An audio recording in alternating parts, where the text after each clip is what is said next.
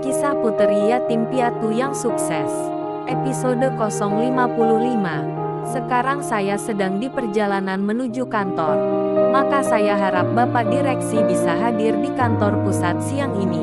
Setelah Bapak Direktur menerima informasi dari bos, ia langsung menelpon Bapak Direksi untuk segera datang ke kantor pusat sekarang, karena bos mau bertemu. Setelah mendapat perintah dari Bapak Direktur, Bapak Direksi bergegas untuk berangkat ke kantor pusat. Walaupun ia sangat ketakutan karena ini perintah, bagaimanapun tetap dilaksanakan. Sepanjang di perjalanan menuju kantor pusat, Bapak Direksi selalu berpikiran yang negatif. Andaikan ia dipecat, ia harus siap menerimanya. Bapak Direktur pun bingung.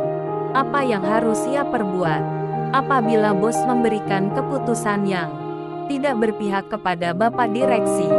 Keduanya sedang kebingungan dalam menghadapi bos besar nanti.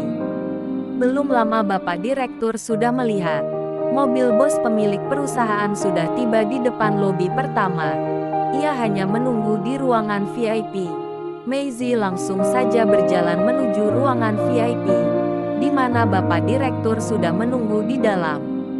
Setelah mobilnya sudah masuk lingkungan kantor, begitu terkejut Bapak Direksi melihat mobil bos besar sudah parkir di depan lobi pertama. Bapak Direksi langsung saja berjalan menuju ruangan VIP, di mana kedua atasannya sudah menunggu dari tadi. Setelah di depan pintu, ia mengucapkan salam dan langsung dipersilahkan masuk. Baru membuka pintu, Maisie melihat muka Bapak Direksi. Tampak wajah orang yang sedang ketakutan.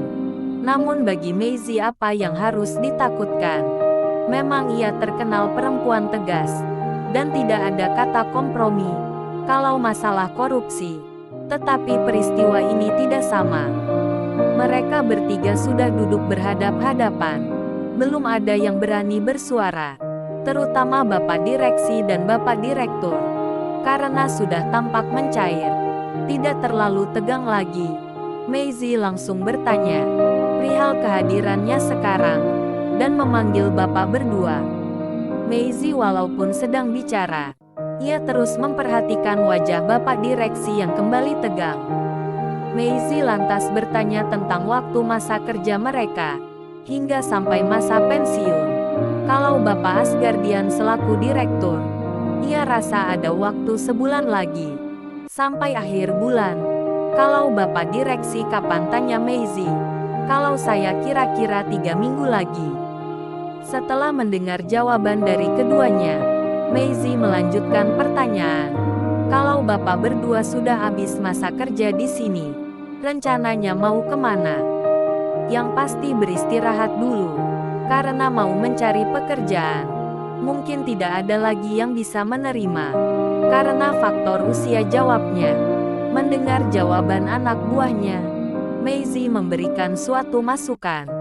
Boleh Bapak berdua pilih, beristirahat, atau tetap sebagai pegawai kantor kita. Tetapi tidak bisa tetap menjabat jabatan seperti sekarang. Itu boleh Bapak pertimbangkan dulu. Tetapi kalau memilih untuk beristirahat, saya tidak bisa juga melarang. Jadi walaupun ada perbedaan waktu, apalagi perbedaan ini hanya 1 minggu, jadi saya beri waktu paling lambat 2 minggu untuk memberikan surat permohonan kepada bagian administrasi. Stop atau berlanjut, kata Maisie. Yang dirasa penting sudah selesai. Maka Maisie permisi untuk pulang. Setelah mengantar bosnya sampai naik mobil, Bapak Direktur dan Bapak Direksi kembali lagi ke ruangan. Mereka berbincang-bincang sampai membahas masalah selama ini yang mereka takuti, yaitu masalah uang kas perusahaan yang dibawa kabur anaknya. Karena hari sudah tampak sore, Bapak Direksi permisi untuk pulang ke kantor.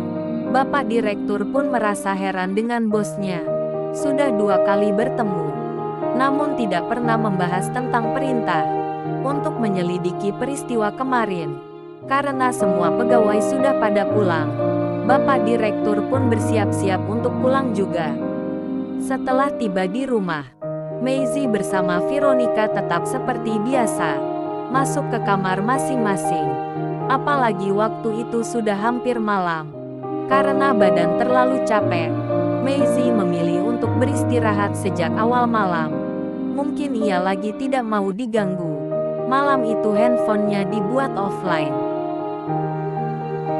Waktu sudah pagi, Maisie bangun tidur, semua asisten rumah tangganya sudah pada sibuk. Tidak terkecuali Veronica. Ia tidak terlalu terburu-buru hari itu. Karena ia tidak akan kemana-mana. Apalagi hari itu akhir pekan. Pasti di jalan pada ramai kendaraan lalu lalang. Karena besok pada libur semua. Hari sudah pukul 9.15 menit.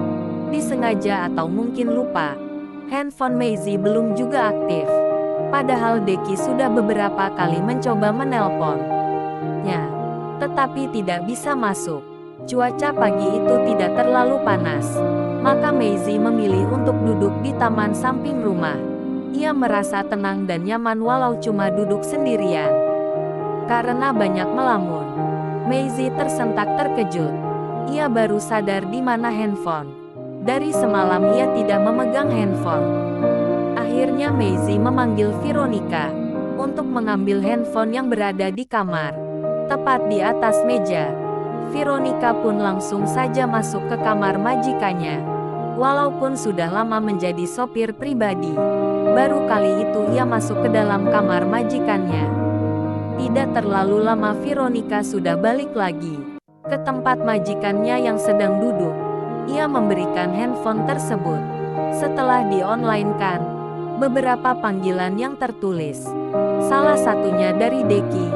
Maisie berpikir ada apa Deki menelpon hingga berkali-kali. Belum lama ada terdengar suara klakson mobil di depan pintu gerbang. Maisie memanggil Bapak Kodir untuk membuka pintu. Bapak Kodir langsung saja membuka pintu gerbang. Ternyata tamu majikannya itu naik mobil mewah adalah. Terima kasih Anda tetap setia menonton video ini. Tonton terus video selanjutnya hanya di Rafflesia Channel, agar tidak ketinggalan video terupdate terbarunya. Jangan lupa di like, share dan subscribe.